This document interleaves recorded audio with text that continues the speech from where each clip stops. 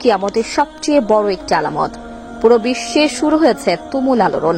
বিশ্বের সব মানুষই জানেন যে দুনিয়া একদিন ধ্বংস হয়ে যাবে, তবে এত তাড়াতাড়ি কিভাবে প্রকাশ পেল? তো ফারাত নদীর জল শুকায় যাচ্ছে আর কি, এরকম ভাবে চলতে গেলে খুব তাড়াতাড়ি কিয়ামত চলে আসবে। তো এটা নিয়ে আজকের ভিডিওটা, পুরো ভিডিও দেখুন, তাহলে সব কিছু বুঝতে পারেন। তাহলে কি দুনিয়ায় ধ্বংস হবে?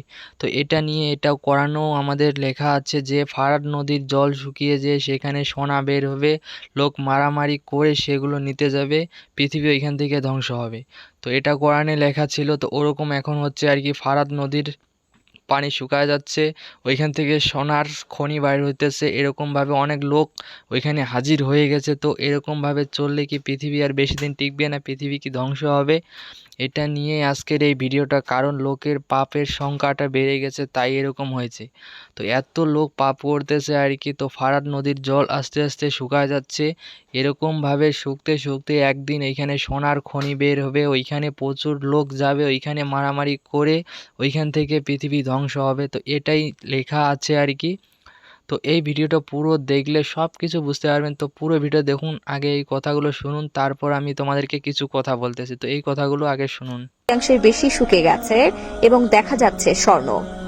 প্রিয় নবী বলেছিলেন, তোমরা ওই স্বর্ণে হাত দিবে না। এই স্বর্ণ মানে দাজ্জালের ফিতনা। এই স্বর্ণ নিয়ে শুরু হবে তৃতীয় বিশ্বযুদ্ধ। মানুষ স্বর্ণের লোভে শুরু করবে যুদ্ধ। কে কত সোনা সংগ্রহ করতে পারে তা নিয়ে হবে তাদের মধ্যে লড়াই। ফোরাত নদীর তলদেশে স্বর্ণ ভেসে উঠেছে, লক্ষ লক্ষ মানুষ ভিড় করছে ফোরাত নদী থেকে সংগ্রহ করতে।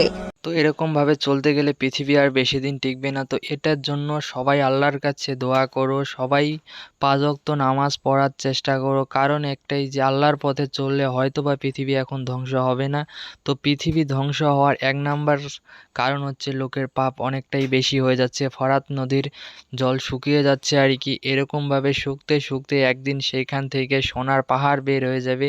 পাহাড় বার হওয়ার পর তারপর এখানে অনেক লোকের অনেক যুদ্ধ হয়ে যাবে।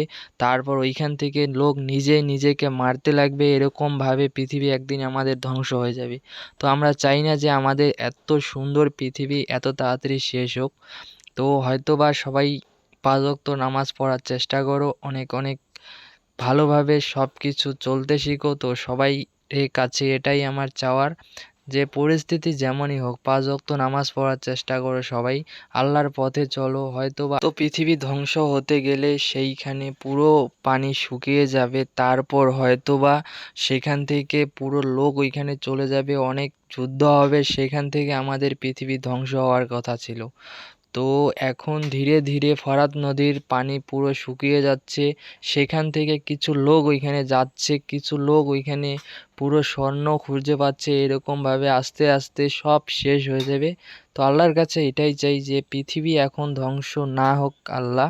তো ঠিক আছে বন্ধু, ভিডিও এই পর্যন্ত ছিল। দেখা হচ্ছে নতুন কিছু ভিডিও নিয়ে। তো সবাই ভালো থাকবেন, সুস্থ থাকবেন, নিজের খেয়াল রাখবেন। তো বাই।